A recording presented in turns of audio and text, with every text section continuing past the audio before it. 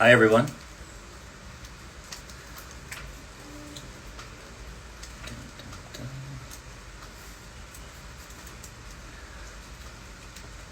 How's everyone feeling today? Hello, Jonathan. Ellen's here. Hi, Ellen. How are you?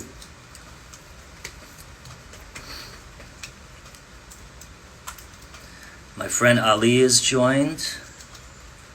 We call him Depeche Mode Ali because all he listens to is Depeche Mode and he only wears black. Ellen, I'm loving your live stream, especially from where you're doing it. Hello, Hungary. How do you guys like the the red effect? I'm having a bad hair day, so the red effect helps.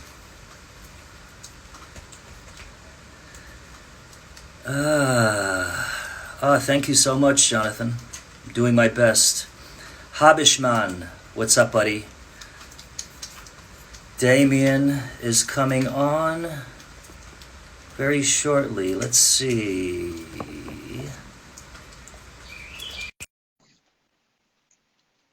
All right.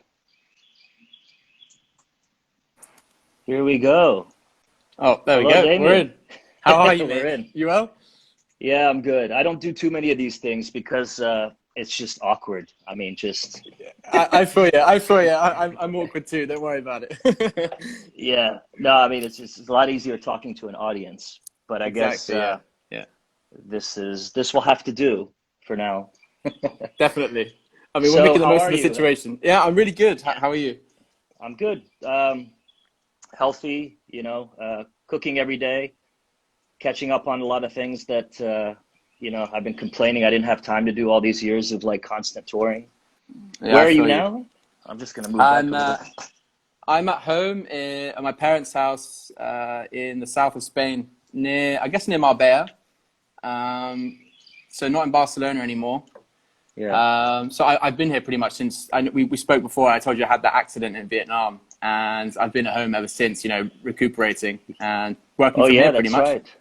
Yeah. Yeah. So you just to give people a little backstory on you, you're English, but you were born in Spain, No. or I was born in Bristol in England, and uh-huh. I've lived in Spain since I was 11 years old.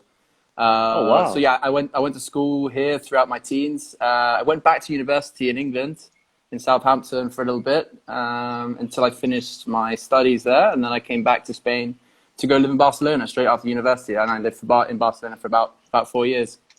that's amazing. We had I don't know if you watched the show, the DJs and well, Yeah, yesterday was DJs and Shots, and we yeah, had I tune in all the time. yeah we had Eats Everything Dan on, and Yeah, he's also yeah. from Bristol. Yeah, He's also from Bristol. Yeah. yeah. Were you following what I guess you haven't really, you've been living abroad. You haven't been living in Bristol, so No, you I've didn't. I've never partied in Bristol, but I've heard it's like one of the best cities in England to have a little rave, and the scene in there is really, really good. So, um, Yeah. yeah, I've Yeah. never done it, but I'd definitely like to go back and experience it. But my life has Yeah. been in Spain, pretty much. And obviously you speak fluent Spanish. Well, Yeah. you would think so, but I went to English No, schools. Yeah, come on, tell me yeah, Spanish is yeah. pretty good. I handle all the calls in the house, my parents, my brother, my dad and stuff. Someone calls from the bank or for whatever issue, I'm Basic dealing with it. Spanish. Yeah, Yeah. no, my Spanish it's Spanglish. more than basic. Yeah, Spanglish, but it's pretty good. It's Spanglish. pretty good. Yeah, I'm quite embarrassed because I've been based in Barcelona for about 13 years now. And I mean, if you really add up, I'm there 6, 7 months out of the year, but if you add up all the Yeah, days that I'm there, it's not more than a month with all the traveling. So it's been really hard to absorb language and yeah, I can get by, but I can order food. I can tell the taxi driver where yeah. I mean, where I need to go, and the more drunk I get, the more yeah, it's it comes confidence, isn't out. it? It's Yeah. confidence. Um, Uh, so like you and I believe, I guess, tell us a little bit of your backstory. Like you and I, we as met in far the as gym. how we met. We met at the We Soho House in the gym. Yeah, we met at the right? gym. Like I think 4 years ago or something? 3 years no, it ago? was probably three. I think it was the same year that I went to Vietnam. So yes, 2.5 years, 3 years. Yeah. Yeah, because Uh, it's awkward to be recognized in the gym. Anyway, yeah, exactly. But no, you actually, said it wasn't hello. exactly in the gym. We were actually in a steam room, so we couldn't actually Oh, see each other. yeah, We yeah, were in a steam that's room, and right. I Yeah. was in there anyway, and I saw you, and obviously I started a conversation with you, but obviously we couldn't see each other. Then we carried on conversation after, but yeah, that was the first. Actually, that wasn't the first time we met. We actually met in Gatwick Airport once, and Oh, wow.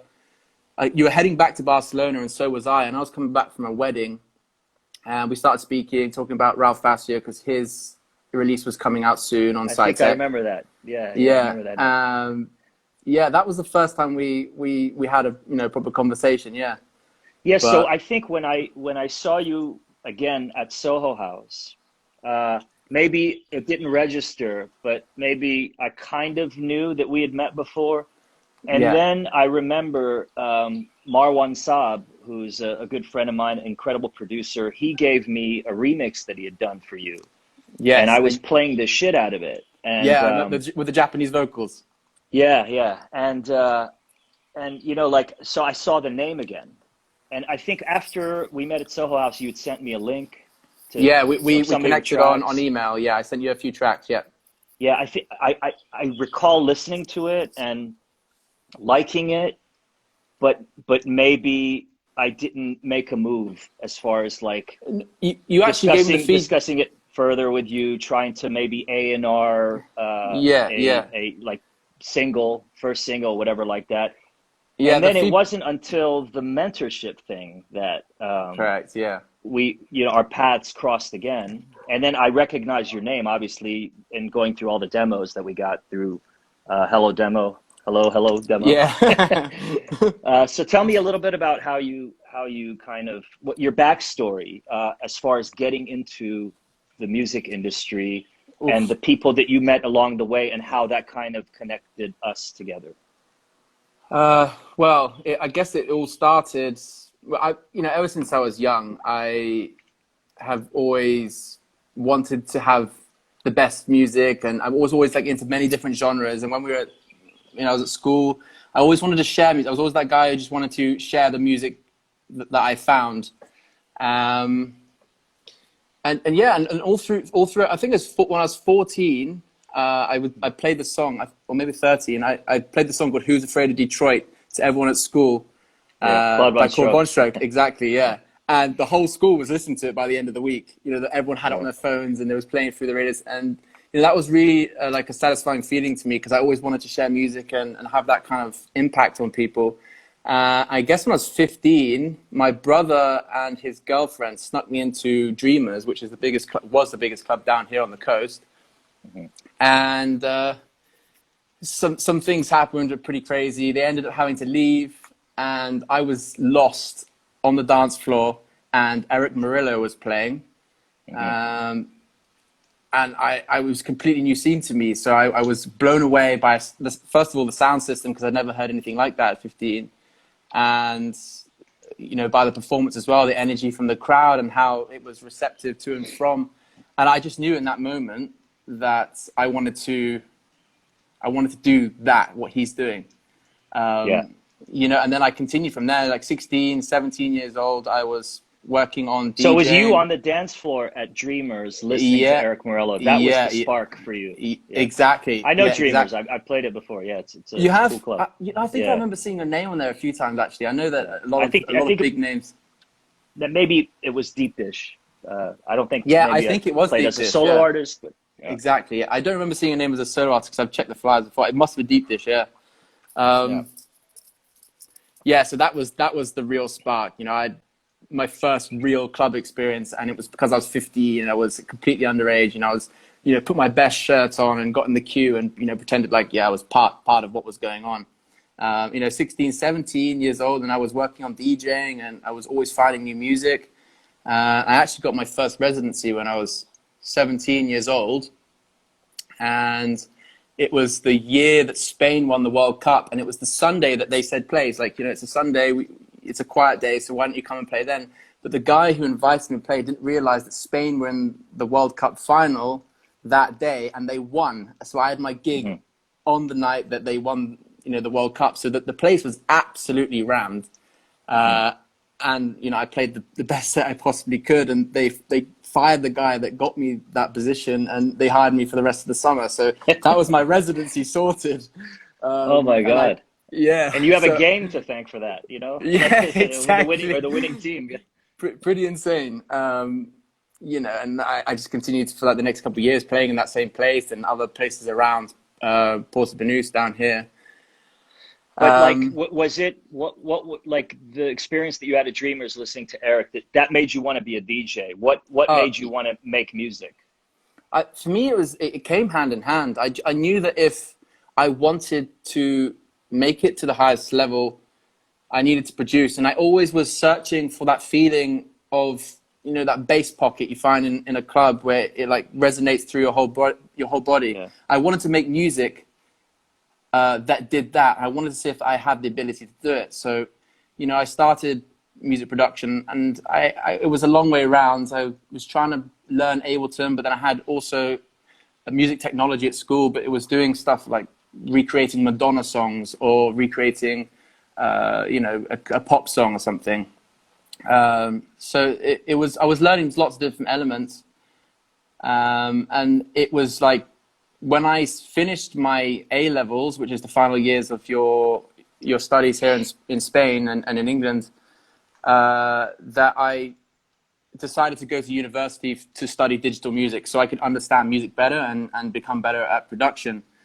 So I guess that was the moment where, I was like, production is what I'm going to be focusing on now, because I love to gig, I love to perform. That's what I dream of doing. But I think I realized at that moment that if I wanted to get to the highest level, I need to produce my own sound, find my own identity, which is what I've heard, you and Richie and all these big names talk about in your interviews, which I really looked up to. Yeah, I've had a lot of conversations over the years with other artists, both established and also people starting out, about, whether they believe that you need to make music to establish yourself as a DJ, whether you can just stick to DJing or do they go hand in hand? And everybody has a different answer. Definitely, yeah. And I don't know if there's a right or wrong answer. I think it depends on, your initial spark and what passions you have and what things you want to achieve that you see yourself striving for. Because you always need to set milestones and goals. Absolutely. As a driver, even when you have the passion, it's good to have those goalposts there. And what would you say? Let's get to the mentorship, and then I'll pivot back and ask you, and you can think about it while you talk about the membership. I was going to ask you what you think the biggest hurdles are right now for, a young producer, DJ, trying to establish a career in the electronic music industry. Well, yeah. No, you finish. What were you going to say? No, I was going to, you can talk about the membership and then come back to that, or you can talk about that and then we can. No, I think the competition the competition was a great opportunity. There should be more things like that, because the scene is in a way kind of saturated. There's so many people that want to be DJs, and it's kind of the cool thing to do now. And there's a lot of producers that are also trying to make it there as well. So I think that, as you were saying, the biggest hurdle is getting that form of recognition. And this competition with Bridge 48 allowed me to get into the spotlight with you.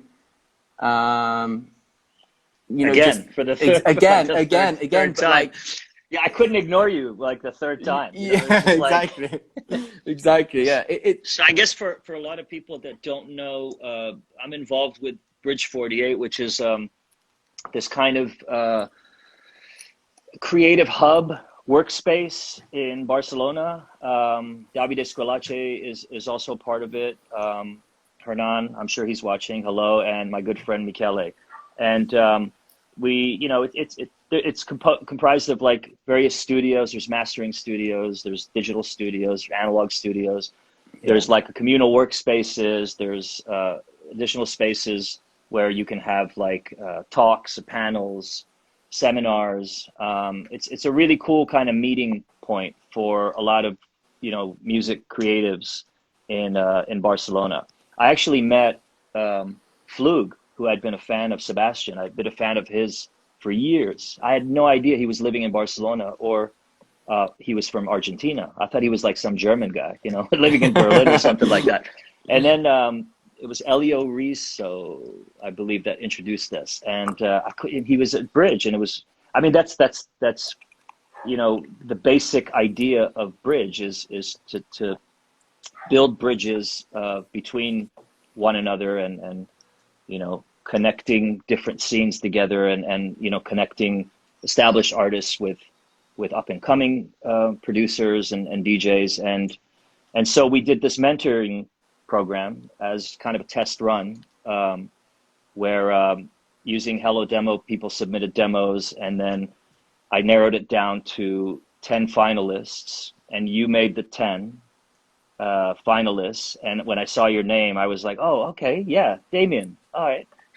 So then I was really like eager to listen to your track. And when I heard it, I was like, man, this is amazing. And then I was like trying to find the old email that you sent with all the tracks. I can't even remember what tracks they were, but yeah, I don't remember. It was a long time ago.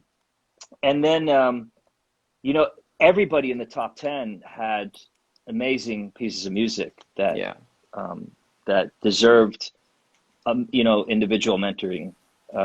But I could only zero in on one, and you ended up winning. And so, how was that experience for you?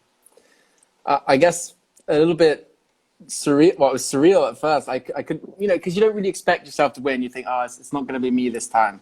But just to get into the final 10, I was completely overwhelmed to be selected by that. And then we found out that we were going to be having, a Skype call with you. It was a little bit scary at first. I'm not going to deny it, because you're one of my idols. I've followed you for so many years. Thank you. And I don't. It's an interesting thing. Young producers always ask me or send me messages on my socials about how, they can send me a demo to listen to, or I get USBs given to me at my gigs or whatever like that. And I get so much that it's physically, there's not enough hours in a day to get through everything, let alone the promos or, when I'm kind of record shopping online. And so I don't have an answer as to how you can get me your demo and I could actually listen to it and then respond. Yeah. There's no foolproof like protocol or formula for that to happen. I believe in things naturally and organically kind of happening. That's been kind of my MO from the very beginning with SCITEC. It's like I rarely had to go out and find music to sign. Music just found its way. New music, unsigned music just kind of found its way to me. Yeah. And so it was never a forced thing. And I think I would have probably created these protocols early on of how, you can send me a demo and how I listen to it and kind of A&R it if I'm into it. Yeah. But things just naturally gravitated towards me to the point where like the release schedule was full, and we're like in our 11th or 12th year, and the release schedule for the rest of the year is like full, and we're looking at filling up next year as well. Yeah. And I can't say, how that happens, but with you and I, obviously, with the story of us kind of gravitating towards one another three or four times, culminating in you winning the mentorship, it just naturally happened. And I love when things happen that way. And I believe it was less than 6 months of you winning the mentorship, we had your single I mean, all planned it's still out, less than which comes 6 out months today. now. So Yeah, yeah. congratulations. Yeah, it comes out Thank today. you. I mean, I'm like over the moon about it. You know, I've dreamed of this moment for a long time. You know, since I started making music, SCITEC and Minus were the two top labels for me, because those are the two sounds that I associated my music with. Yeah, thank you very much. A lot of people think that SciTech has a sound, and that was never my intention. But I I think guess it's versatile. It's a yeah, very versatile sound. yeah, Like there's a certain sophistication to the artist that you choose to release on your label, and yeah. I guess that can be kind of considered a sound, because you can hear the detail in the music. Yeah, and I get a lot of producers over the years identifying with that sound and really trying to tailor their productions to that sound. And I'm always like, well, I don't, you know, just do what you do. Just, you know, do what comes naturally. Don't try to Yeah, subscribe to any sort of formula that you think the label has as far as the sound. And the label for me has always been, it would have been really easy to just work with established names and yeah, reach out to all my, you know, DJ producer friends of the industry and ask them for unsigned music, or get them to do remixes and things like that. And I've done that very few times over the years, because for me, the label was always a way to showcase new talent. That's what, that's how it started. And I think that's why it is where it is today. And it's continued with a full release schedule for over a yeah, decade yeah. It's now, done because incredible. I really enjoy exposing and seeing artists that I brought in through the label go on, you know, release music on other labels, establish themselves as DJs, and you know, realize their dreams. So Exactly. it's Yeah. it's a great feeling for me I think that's why people. to Yeah, reflected now on your path and yeah. kind of where you are today with this release coming out today. Absolutely. Yeah. No, it's just a label which it has a certain sound. Not a certain sound exactly, but I think that's why people like it, is they're able to see themselves on it at some point in their production career. You know, Yeah. it's not like a label where they absolutely see no way of obtaining, you know, a release on there. And I think that's why it's so successful and will continue to be super successful. Just with the quality and your artwork, especially. I've always loved the artwork on SciTech. It's a shame that obviously we couldn't get that for the latest Yeah. releases. You know, it's We've coronavirus. had to engage in some cost cutting measures to be able to, you know, continue on doing what we do as a label with a very full release schedule. But the artwork is interesting. It's by a company in Sheffield called Human Studio, Of and course, yeah. Nick Bax used to be with the Designers Republic, which were responsible for all the Warp artwork, and that's kind of how, you know, Nick and I gravitated towards one another, because I was such a big fan of the Warp catalog, Yeah. and obviously the artwork that went along with it. And we just got on well. And Nick's been first with Designers Republic. They've been designing cover art for me, and before that, Deep Dish, for over 20 years. So we've been working together for like well over 20 years, which is insane when you think about it. They've just done And my logo as well, haven't they? I've just asked. I connected you to them, and they've done Yeah, an yeah. amazing job on your logo. So I'm Exactly. really Yeah. happy. Yeah. Yeah, that worked out. Yeah, and so Me like too. going back to the sound that people think SciTech have, I'll turn the question around and ask you, like, how do you describe? And I hate when people ask me this, but because your sound today, there seems to be you know, a few different styles that are kind of the flavor of the moment right now. There's the melodic, deep kind of thing. There's the harder, faster techno thing, and there's like the houseier kind of Martinez Brothers, Jamie Jones kind of tech housey thing. And you don't subscribe to any of that. No, Your sound is a bit darker. It's moodier. it's definitely moody. Yeah.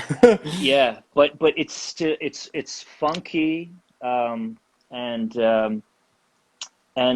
I guess a little minimalistic. I would Yeah. describe it maybe minimalistic, like tech house, Yeah, moody exactly. minimalistic tech house. I I've don't. always How would you loved. describe it? Yeah, I think is I came through obviously through commercial music because I had to play certain sounds at clubs. You know, you're asked to play certain sounds.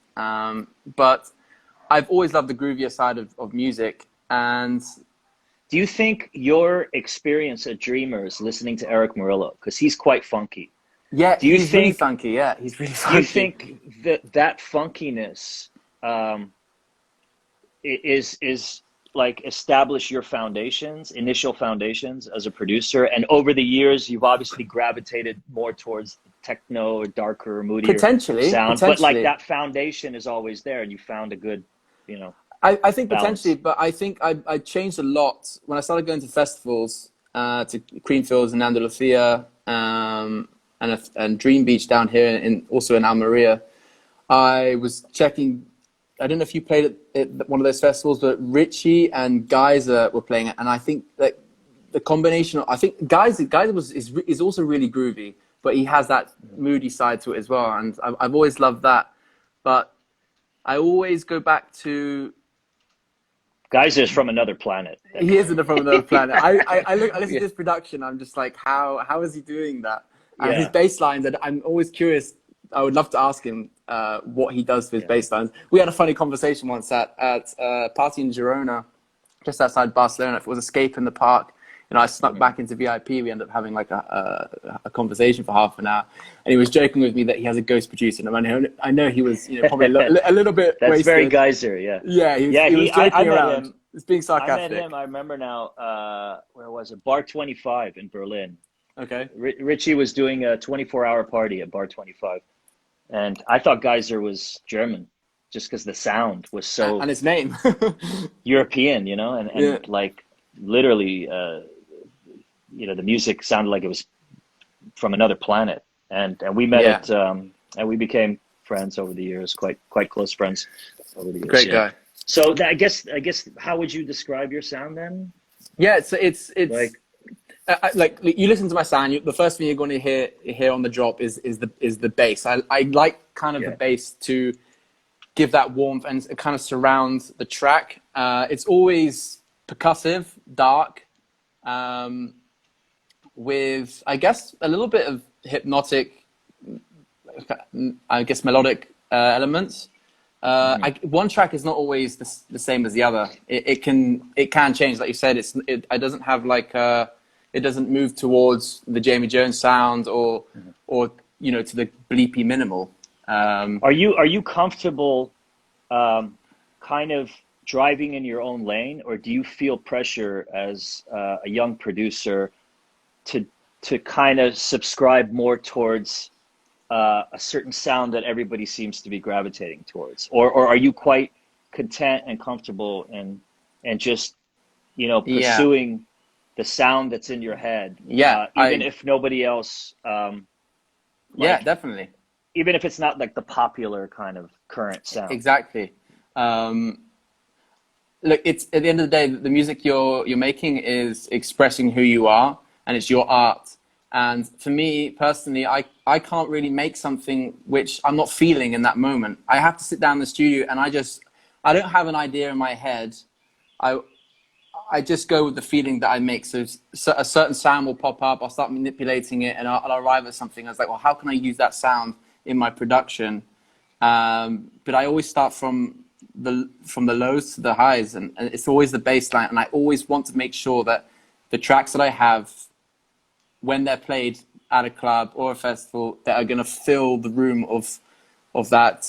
When you stand in front of a speaker and it vibrates your inside. I want to make sure that people feel that energy. And for me, it's all about the energy, really.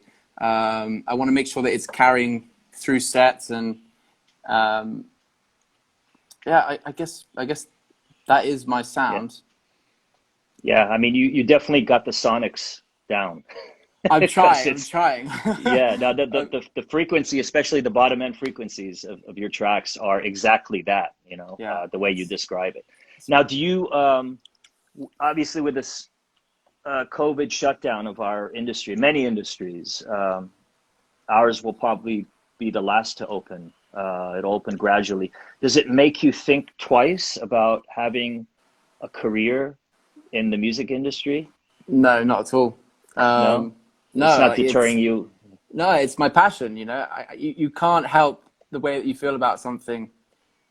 I've always loved music. I've always been surrounded by music, and I know that, you know, one virus is not going to stop me from feeling that way. It's going to return to a new normal at some point.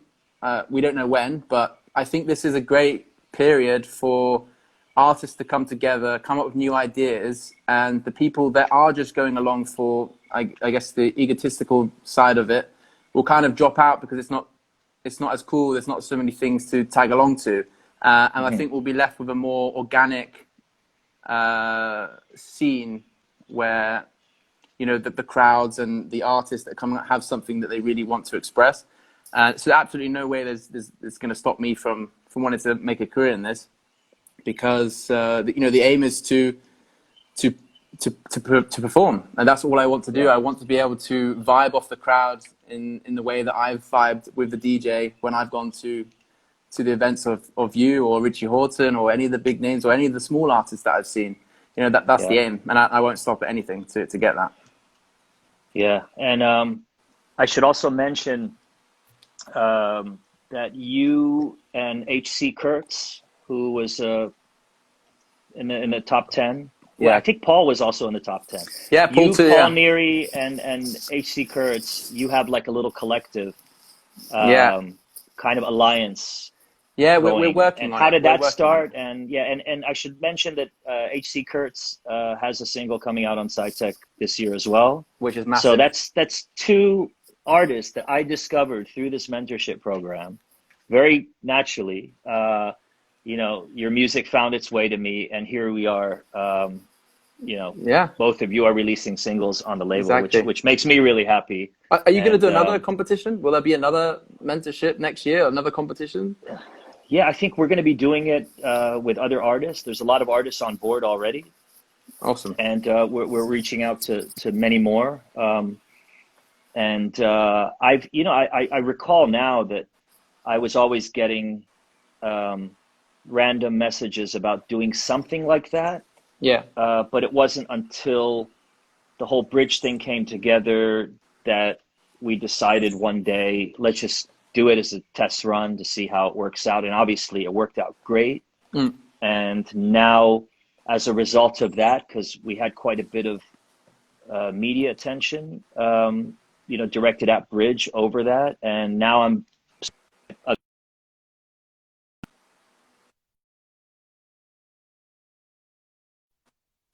even though I had my notifications on. Yeah, tell me a little bit about your partnership with the other two guys.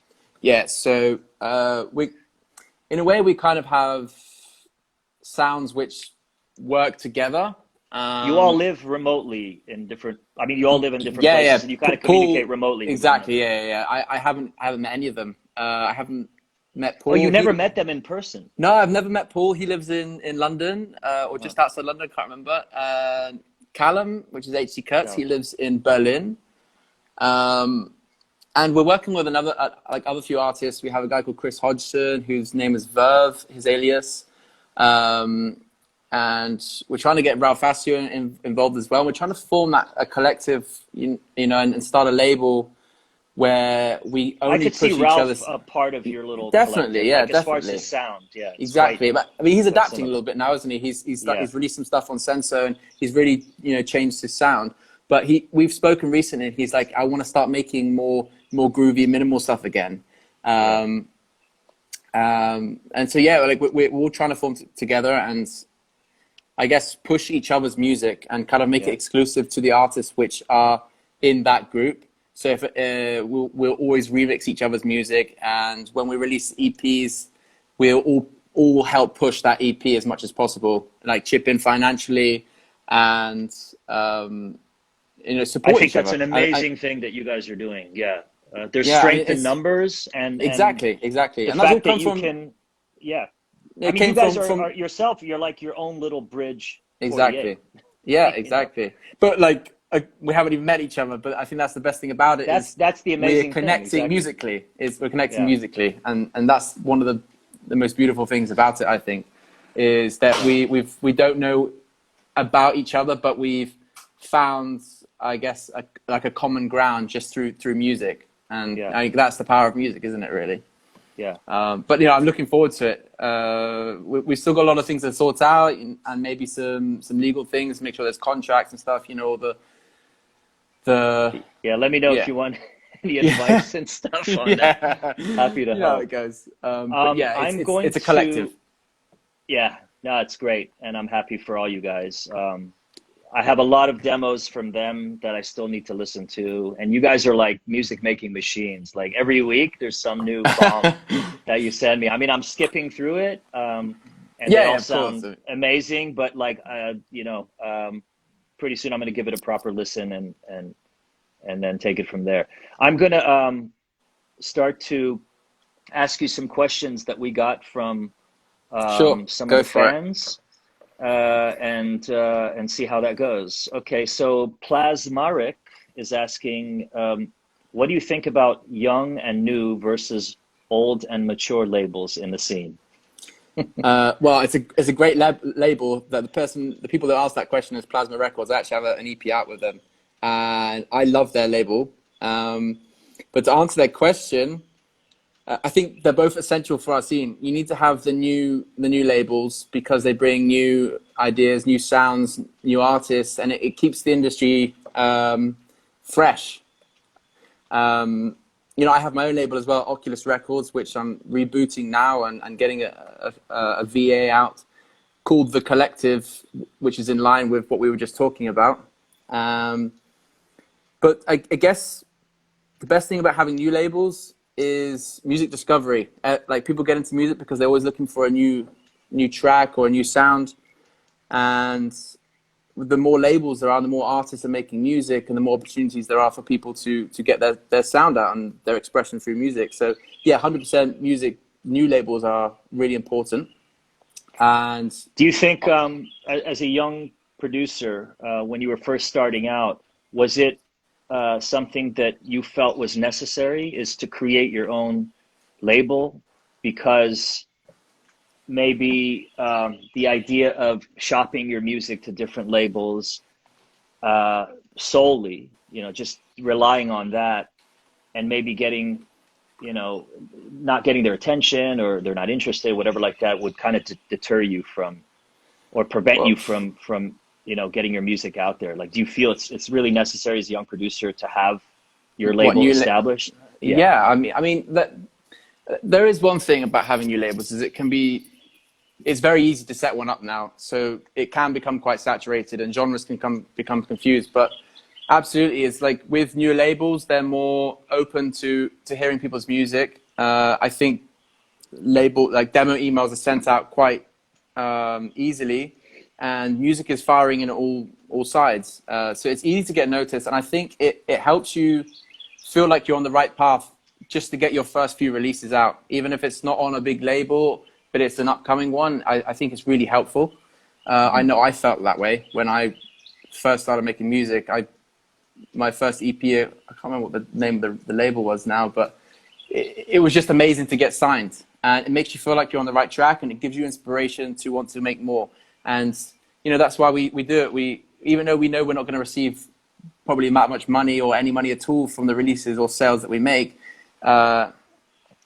it's a form of recognition to get signed. That people are going to start listening to it. There's promo emails and you start finding artists that you like or you have a common sound with, and you start making relationships. And everything is very digital now, so you may not meet these people, but you form these relationships over time. Yeah, so I think that the new labels are so important. Olivier Verve is asking, Damien, are you nervous about becoming a famous DJ? I think it would be, and I guess all the trappings. I think it would be unnatural to not be nervous about becoming famous as a DJ, but it's for me, it's not about fame. It's to be able to perform at the heights that you famous DJs are able to, you know, and you're expressing yourself on the highest level possible, and you're able to vibe off of the crowd in the way that you do. And I think that's what I think. If you're looking for fame, you're in the wrong industry for it. Because I see music as an art, and if you're able to share it with, you know, maybe 10,000 people, I think that is the biggest inspiration. So, I mean, to answer the question, yes, to become famous and perform in front of that many people, yes, it would be extremely nerve-wracking. I bet you still today probably get nerves before sets. Do you? I don't know. Yeah, there's a. I mean, I think before Circo Loco, I would get nervous. At Time Warp, I would get nervous. Yeah. Time Warp was the worst. Like I would, oh my God, the butterflies in my stomach. Like I had to drink a lot of sake before I could get on stage. And I also needed a lot of friends around me, you know, so Time Warp was always like, you know, my set was always preceded by like lots of sake or wine, with a really big kind of crew and friends dinner. Definitely. And then I could go into that environment feeling like, you know, a bit ready. Yeah, I mean, but nothing can really prepare you like the minute you play that first song. Yeah, but, and part of my, like, I think 50% of my nervousness with every gig is like, you know, the technology letting me down. Exactly. Like something happening, like either something doesn't sound right, or you know, have a bad cable, or you know, sound card issues. Like there's so many things that could go wrong. So 50% of me getting nervous has to do with with that. It's always good to have your mates around you, isn't it? Before. Of course, yeah. Yeah. I mean, definitely. you need that. You need that. You need it. Yeah, exactly. Philip Fisher 253 is asking, has the lockdown been a creative period for your music? Yes and no. At the beginning, it was hard to find inspiration or creativity, but there was a massive surge in online DJ sets. I mean, you do loads of them yourself. Yeah. I'm trying not to do loads.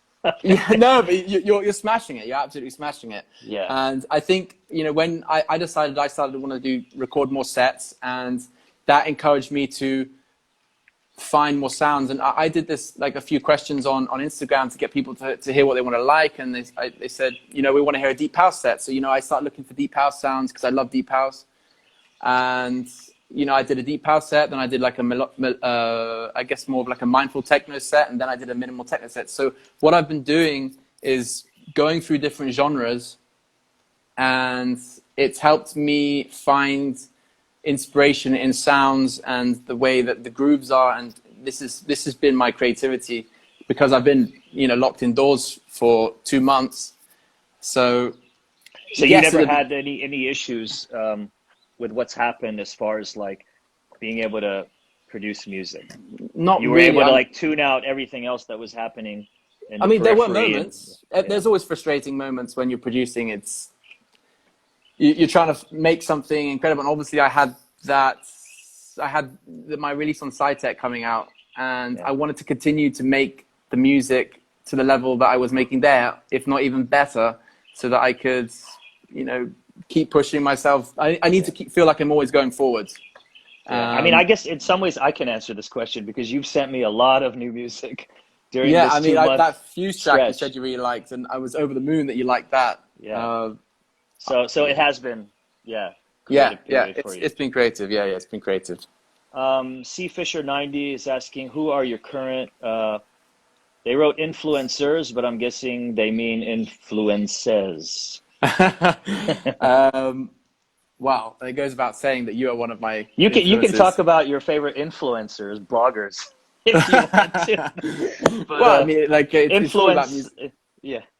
Anyway, I mean, it goes without saying that you're one of my influences at the moment, in your sets and everything you're doing online. I'm starting to learn that, because everyone's had to adapt due to the current situation, that social media is so important.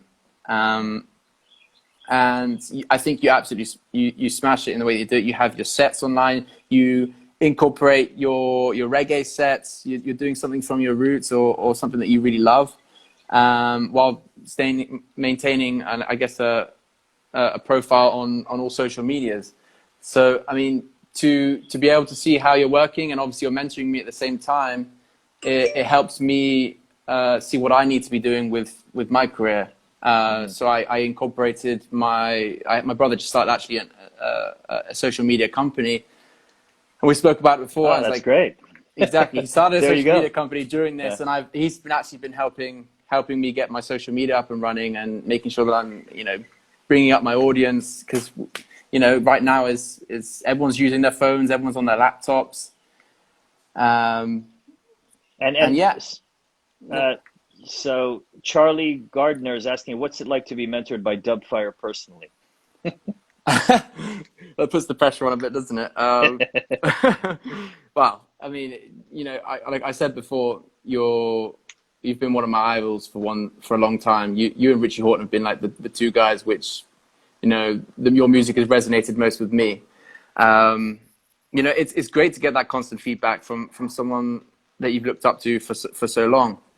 I would recommend anyone getting a mentorship. Yeah, for me, it was no different when I was starting out, and people like Danny Teneglia and Carl Craig took a liking and took notice of our music. And if it wasn't for their mentoring me, I don't think I would be where I am today. So it's just about like passing it on. For me, it feels quite natural to try to pass on.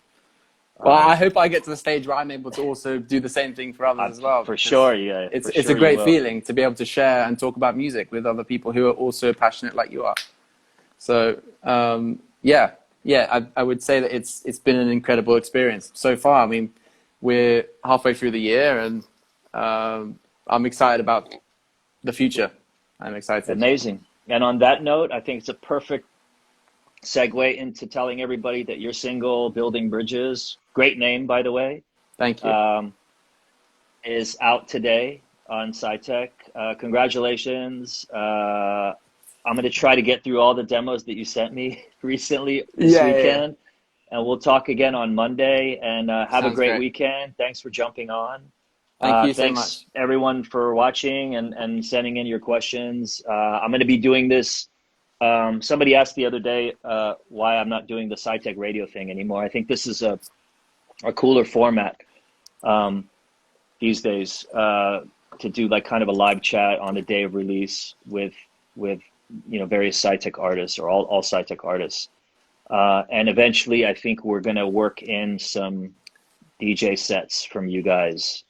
At some point we're going to figure out the best way to do that, and whether it's cross streaming or whatever. And so on release day, we'll not only have the chat, the release that's out, but also a DJ set so people can understand your kind of musical DJ style as well. So awesome. Thanks, Damien.